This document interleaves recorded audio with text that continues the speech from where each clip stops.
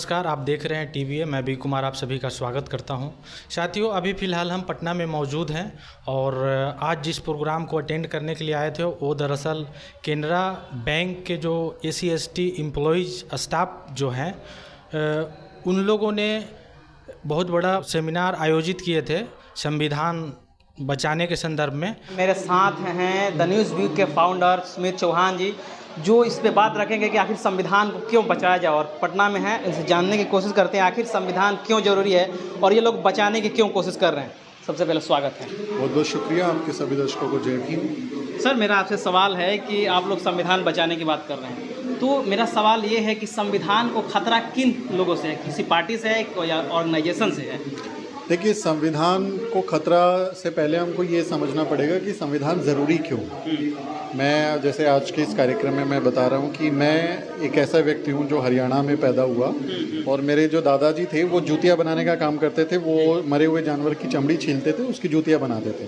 और मेरे पिता जो हैं वो किसी तरह 8वीं पास कर पाए और उसकी वजह से उनको रिजर्वेशन मिला और रिजर्वेशन के कारण वो चपरासी की नौकरी उनको मिली। तो एक चपरासी की नौकरी मिली रिजर्वेशन की वजह से, जो कि संविधान में जिसका अधिकार है, और उसने हम लोगों को इतना काबिल बनाया, इतना आगे बढ़ाया कि आज मेरे जैसा व्यक्ति जो आज अपनी बात बोलता है वो सिर्फ देश में नहीं बल्कि पूरी दुनिया में जाके अपनी बात बोलता है और उसको एक सम्मानपूर्वक ज़िंदगी जीने का अधिकार मिला है। तो एक छोटी सी नौकरी जो कि संविधान ने हमको दिया, आरक्षण दिया, उसकी बदौलत कैसे हमारे लोगों की ज़िंदगी बदल जाती है, कैसे हमारे लोगों का जीवन बेहतर हो जाता है, उसका उदाहरण आप और मैं, हज़ारों करोड़ों लोग हमारे देश में हैं जिनको इसका फ़ायदा मिला। तो जो लोग संविधान को ख़त्म करने की बात करते हैं वो साथ साथ में दलित बहुजन समाज को मिलने वाले आरक्षण को ख़त्म करने की भी बात करते हैं कि आरक्षण को ख़त्म कर देना चाहिए। वो साथ में लोकतंत्र को भी ख़त्म कर देना चाहते हैं कि एक देश एक चुनाव एक नेता, इस तरह की बातें करते हैं। वो चाहते हैं कि जो महिलाओं को हक अधिकार मिले हैं, बराबरी का अधिकार, उसको ख़त्म कर दिया जाए और ऐसी मनुस्मृति का दौर आ जाए जिसमें चंद जाति के पुरुषों का प्रभाव हो, वो चंद जाति के पुरुष यानी मर्द जो हैं वही उसको कंट्रोल करें। तो ये जो विचारधारा है ये संविधान को ख़त्म करना चाहती है और इस संविधान को ख़त्म करने वाली विचारधारा के खिलाफ हम लोग बोल रहे हैं। लगातार बहुत सारे आप जैसे लोग, तमाम लोग देश भर में, दलित बहुजन समाज ने इसके ऊपर आवाज़ उठाई है, चाहे वो दलित इंटेलिजेंसिया हो, यूट्यूबर्स हों, एकेडमिशियंस हों, हर किसी व्यक्ति ने। अभी आप देखिए कि देश की राजनीति में राहुल गांधी या अखिलेश यादव तो अब ये बोल रहे हैं ना कि संविधान खतरे में है। हम ये बात तो पिछले 10, 15, 20 साल से ये बात बोल रहे हैं ना, लगातार बोल रहे हैं संविधान खतरे में। क्यों? क्योंकि उन लोगों ने इस बात का ऐलान किया कि जब हमारे पास सत्ता आएगी, जब हम सत्ता की सबसे पावरफुल स्टेज पे हो जाएंगे तो हम सबसे पहला काम क्या करेंगे, हम संविधान को बदलने का काम करेंगे। प्रधानमंत्री नरेंद्र मोदी के आर्थिक सलाहकार हैं, आर्थिक सलाहकार परिषद के अध्यक्ष ने आर्टिकल लिखा नेशनल न्यूज़पेपर्स में कि संविधान को बदल देना चाहिए। अब प्रधानमंत्री का सलाहकार ये कह रहा है, वो भी अखबार में लिख के, आर्टिकल लिख के ये कह रहा है कि संविधान को बदल देना चाहिए, तो क्या प्रधानमंत्री को इस बात का नहीं पता होगा? वो कोई ऐरा-गैरा आदमी तो है नहीं, प्रधानमंत्री का सलाहकार है। प्रधानमंत्री की पार्टी बीजेपी के जो कैंडिडेट हैं, ज्योति मिर्धा, अनंत हेगड़े, वो लोग खुलेआम ये बात बोल रहे थे कि 400 बार हमको इसको चाहिए कि हम संविधान को बदल देंगे। तो इन लोगों ने बोला कि संविधान खतरे में है और ये खतरा हम लगातार देख भी रहे हैं। क्योंकि आप देखिए, प्रधानमंत्री नरेंद्र मोदी के शासनकाल में जब 2014 में प्रधानमंत्री बने थे नरेंद्र मोदी, उस समय शेड्यूल कास्ट के ऊपर अपराध की संख्या अगर आप देखेंगे तो वो करीब 42,000 के आसपास उस समय डेटा था, NCRB का जो डेटा है। और अब आप 2022 में जब वो नेशनल क्राइम रिकॉर्ड ब्यूरो का आंकड़ा देखेंगे तो दलितों के खिलाफ अपराध के आंकड़े 57,000 प्लस हो गए हैं। तो दलित समाज के ऊपर उत्पीड़न लगातार बढ़ा है नरेंद्र मोदी सरकार में। इसके अलावा आप देखिए कि जो जिन जगह रिजर्वेशन मिलता था दलित बहुजन समाज को, जिन सरकारी कंपनियों में आरक्षण लागू था, चाहे वो एयर इंडिया हो, वो गेल हो, वो भेल हो, वो HL हो, ऐसी तमाम जो सरकारी कंपनियां थी उनको मोदी सरकार ने प्राइवेट कर दिया। अब एयर इंडिया जब प्राइवेट हुई तो सबसे पहला काम क्या हुआ कि वहाँ पर जो आरक्षण लागू था वो खत्म हो गया। EWS उसमें SC/ST का रिजर्वेशन, EWS तो नहीं, SC/ST का रिजर्वेशन बढ़ाया गया, उनको तो दे दिया 10% बिना किसी डेटा के दे दिया। लेकिन जो दलितों का, आदिवासियों का, पिछड़ों का आरक्षण है उसके ऊपर सरकार लगातार हमला कर रही है। सरकार ने जो लेटरल एंट्री से जो आईएएस लेवल पे भर्तियां की, उसमें एक भी SC ST OBC समाज, माइनॉरिटी समाज का आदमी नहीं, सारे के सारे सवर्ण लोग हैं। तो सरकार ने लगातार ये हमला किया कि वो संविधान को ख़त्म करने की बात कर रही है। सरकारी जितने संस्थान हैं उनको सरकार ने बेचा। इसके अलावा आप देखिए इलेक्शन कमीशन हो, सुप्रीम कोर्ट ऑफ इंडिया हो, CAG हो, तमाम जो बड़े बड़े संस्थान जो देश को चलाते हैं उन पर भी सरकार ने अपने लोगों को भर दिया। उस पर इलेक्शन कमिश्नर की नियुक्ति के उसमें सरकार खुद घुस गई कि 2 लोग सरकार के होंगे, एक जो है चीफ जस्टिस होंगे और अपोजिशन के लोग होंगे, और चीफ जस्टिस को बाहर कर दिया उससे। तो ये उन्होंने सरकारी संस्थानों पर कब्जा भी किया कि हम अपने हिसाब से इस देश को चलाएंगे। इसलिए ये खतरा महसूस हो रहा था कि वो संविधान को ख़त्म करने की बात कर रहे हैं। उसके खिलाफ हम लोगों ने बोला, और अच्छी बात है कि इस देश के चुनाव में, लोकसभा चुनाव में इस समय ये बात उठी और दलित बहुजन समाज ने, SC ST OBC माइनॉरिटी समाज ने इनको उनकी औकात दिखा दी कि जो संविधान बदलने की बात करती है उनको ही बदलने की बात हो गई, कि उनको किसी लायक ही नहीं छोड़ा। सर एक सवाल और उठ रहा है कि जिस प्रकार से मोदी जी, मतलब बीजेपी पे आरोप लग रहा था कि संविधान पढ़ा जाए, लेकिन सरकार बनने के बाद तीसरी बार जब मोदी शपथ ले रहे थे तो वही संविधान के आगे जो है वो झुक गए, नतमस्तक हो गए। यही तो ताकत है दलित बहुजन समाज की, कि जो कहते थे कि हम प्रचंड बहुमत की सरकार है और हम कभी झुकते नहीं हैं, उसको घुटनों पर ला दिया। हम लोगों ने वीडियो भी किया था न्यूज़ वीक पे कि कैसे भारत के संविधान ने नरेंद्र मोदी, जो कि अपने आप को एक तानाशाह की तरह मान रहे थे, अपने आप वो कह रहे थे कि मैं तो बायोलॉजिकल ही नहीं हूँ, मैं तो अवतार लेके आया, अवतारी हूँ, तो ऐसे व्यक्ति को झुका दिया और उसको संविधान के सामने नतमस्तक होना पड़ा। ये दलित बहुजन समाज की ताकत है, ये इस देश के संविधान और लोकतंत्र की ताकत है। लेकिन इस तस्वीर के दूसरे मतलब भी हैं। बाबा साहेब डॉक्टर अम्बेडकर ने जब संविधान बनाया और संविधान सभा में जब उन्होंने भाषण दिया 26 नवंबर 1949 को, तो बाबा साहब डॉक्टर अम्बेडकर उसमें कहते हैं कि संविधान कितना ही अच्छा क्यों ना हो, अंततः वो खराब साबित होगा अगर उसको चलाने वाले लोग खराब हैं, और संविधान कितना ही खराब क्यों ना हो, अगर अच्छे लोग उसको चला रहे हैं तो संविधान अच्छा साबित होगा। तो संविधान को चलाने वाले लोग कैसे हैं ये हमें देखना होगा, क्योंकि जो संविधान पर माथा टेक रहे हैं वो प्रधानमंत्री ने ही देश में सरकारी संस्थानों को बेचा जहाँ पे SC ST OBC का रिजर्वेशन लागू था। जितने दलित अधिकार पे काम करने वाले लोग थे, पर्यावरण पे काम करने वाले लोग थे, मानवाधिकार पे काम करने वाले लोग थे, सरकार की आलोचना करते थे, सबको सरकार जेल में डाल दिया नरेंद्र मोदी सरकार ने। तो सरकार जो संविधान के ऊपर माथा रखती है और ये दिखाती है कि हम तो संविधान को मानते हैं, अगर 400 पार आ जाता हो सकता है कि ये तस्वीर ही नहीं दिखती, वो मनुस्मृति के आगे नतमस्तक हो रहे होते, वो अपने किसी धार्मिक ग्रंथ के आगे नतमस्तक हो रहे होते। तो ऐसे लोगों से सावधान भी रहना होगा, और जो संविधान पर आने वाले खतरे हैं, मुझे लगता है कि अगर 400 पार आते तो निश्चित तौर पर वो संविधान पर खतरा होता, और डेफिनेटली होता।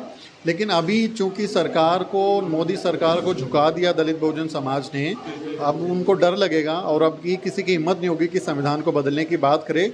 लेकिन वो संविधान पर हमले जारी रखेंगे, क्योंकि प्रवृत्ति मतलब एक बिच्छू है, बिच्छू को आप हाथ में पकड़ लें, प्यार से दुलारें, उसको लाड प्यार करें, वो डंक मारेगा आपको, क्योंकि उसकी प्रवृत्ति डंक मारने की है ना, उसकी सोच, उसका व्यवहार, उसकी नेचर ही जो है वो डंक मारने का है। तो हमें ये देखना पड़ेगा कि जो ये लोग बैठ गए हैं, ये संविधान को दिखावे के लिए नतमस्तक हो रहे हैं या संविधान को खत्म करना चाहते हैं।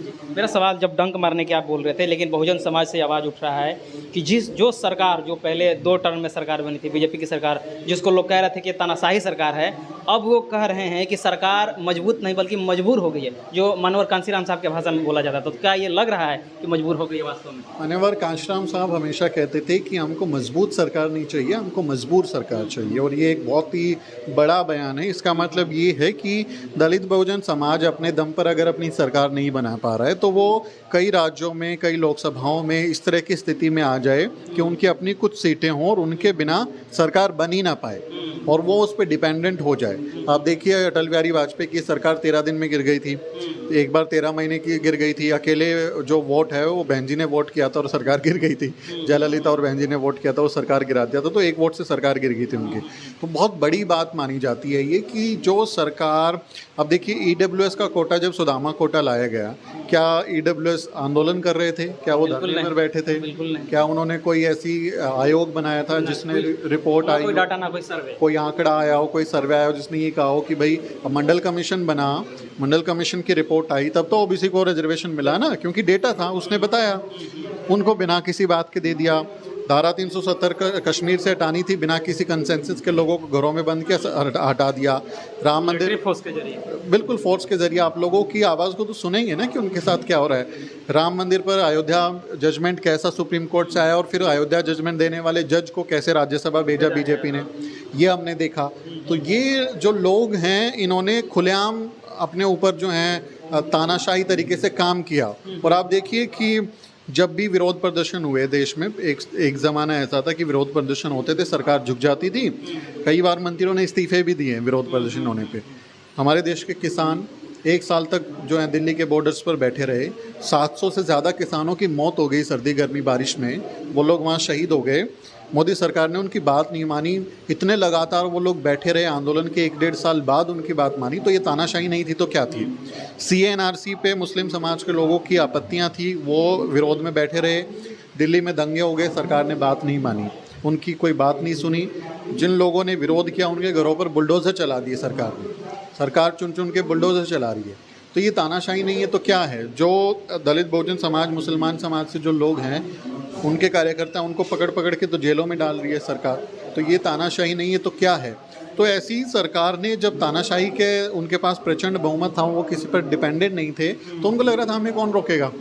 अब चूंकि वो एनडीए जब बोल रहे हैं तो एनडीए का फुल फॉर्म क्या?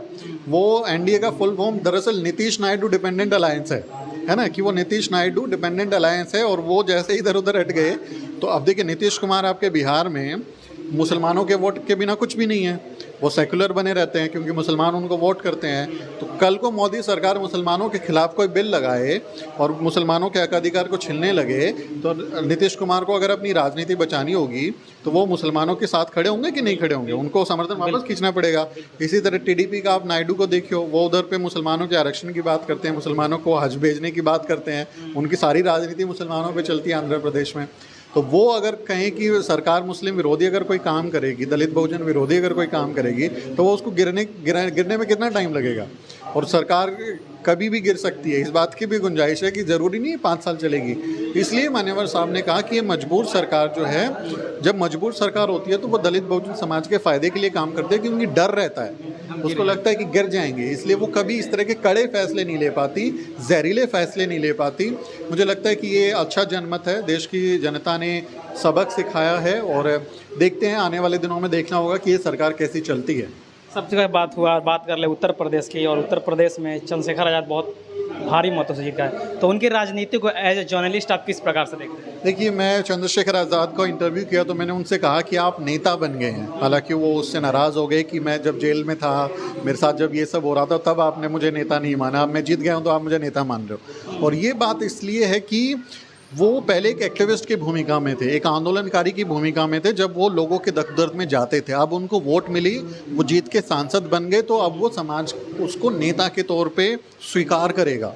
क्योंकि पहले लोग देखते थे कि हाँ, एक एक्टिविस्ट की तरह हैं, एक आंदोलनकारी हैं, समाज के लड़ाई लड़ रहे हैं, लेकिन अब उनको संसद में खड़े होके सवाल पूछने पड़ेंगे, जवाब देना पड़ेगा। जिस जनता ने उनको चुना है उसके लिए 5 साल में क्या काम किए हैं वो बताने होंगे। तो निश्चित तौर पे वो एक नेता के तौर पे उभरेंगे, और अगर वो बेहतर काम करते हैं, वो जनता की उम्मीदों पर खरे उतरते हैं, तो चूंकि यूपी में बहुजन समाज पार्टी का ग्राफ बहुत बुरी तरह से गिरा है, एक भी सांसद नहीं है। बहन जी ने जो है इस बार अपना अकेले चुनाव लड़ने का फैसला लिया था, तो उनका एक भी सांसद नहीं बना। वोट शेयर भी घटा है यूपी में। जो बहुजन समाज का जो कोर वोटर था, जाटव वोट बैंक और जो दलित बहुजन समाज था, उसने भी जो है इंडिया अलायंस को वोट किया है। तो बहन जी के लिए अभी सिचुएशन मुश्किल है। वो कमबैक कर सकती हैं अगर वो अपनी रणनीतियों में बदलाव करेंगी और वो बेहतरीन तरीके से कुछ प्रदर्शन करती हैं, तो वो कमबैक कर सकती हैं। लेकिन अगर बहुजन समाज पार्टी का कद कम होता है, और चंद्रशेखर आज़ाद क्योंकि अब चुनाव जीत चुके हैं और वो बाईपोल जो होंगे उपचुनाव में या आने वाले विधानसभा चुनाव में कुछ अच्छा प्रदर्शन कर पाए, तो निश्चित तौर पर उनका ग्राफ बढ़ेगा और वो एक बड़े नेता बन सकते हैं। लेकिन चूंकि वो अभी एक सांसद बन चुके हैं, तो नेता के तौर पे उनकी परीक्षा भी होगी। पहले आलोचना करना ज़्यादा आसान होता है, लेकिन जब आप बन जाते हैं तब आपको काम करके दिखाना होता है। तो अब आप उनको अपने आप को एक नेता के तौर पे साबित करना होगा कि जनता उन्हें एक नेता के तौर पे स्वीकार करके और सर्वमान्य नेता बने ना। जैसे बहन जी का कद बहुत बड़ा है, उसी तरह से उनका कद बहुत बड़ा हो, तो ये उनको 5 साल में साबित करना पड़ेगा। एक और सवाल आपसे लेंगे कि जिस प्रकार से अखिलेश यादव का जो गैंग है, जो समर्थक है, उनको कह रहे हैं, लगातार ये एलिगेशन लगा रहे हैं कि आप जो चंद्रशेखर आज़ाद के बारे में कि आप जो नेता बने हैं वो अखिलेश यादव के बदौलत बने हैं, तो इस बात में कितनी सच्चाई है? अखिलेश यादव की बदौलत बनते तो उन्होंने उनको अलायंस में ले लेना चाहिए था। उन्होंने इंडिया अलायंस ने अपना कैंडिडेट नगीना में क्यों खड़ा किया?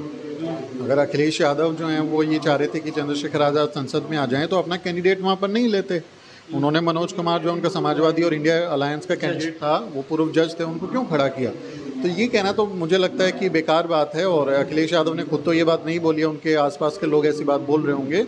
निश्चित तौर पर वो लड़ाई थी, क्योंकि चंद्रशेखर आज़ाद ने सिर्फ बीजेपी को नहीं हराया, उसने जो है समाजवादी पार्टी को भी हराया, उसने कांग्रेस को भी हराया, उसने बहुजन समाज पार्टी को भी हराया।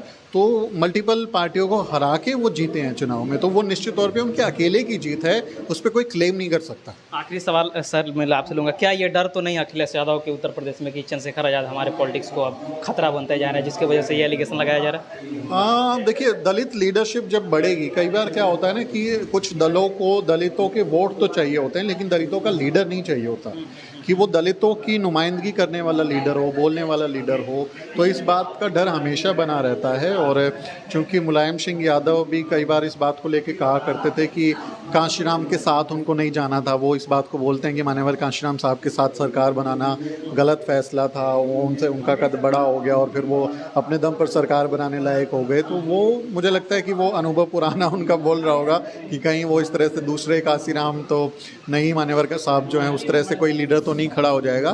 तो ये डर है, उनका डर होगा। लेकिन चंद्रशेखर को अभी अपने आप को साबित करना होगा। उनके लिए जो है पूरा आसमान खाली है। अगर वो अच्छे से साबित कर पाए तो निश्चित तौर पर उनका यूपी की राजनीति में ही नहीं बल्कि देश की राजनीति में भी कद बढ़ेगा।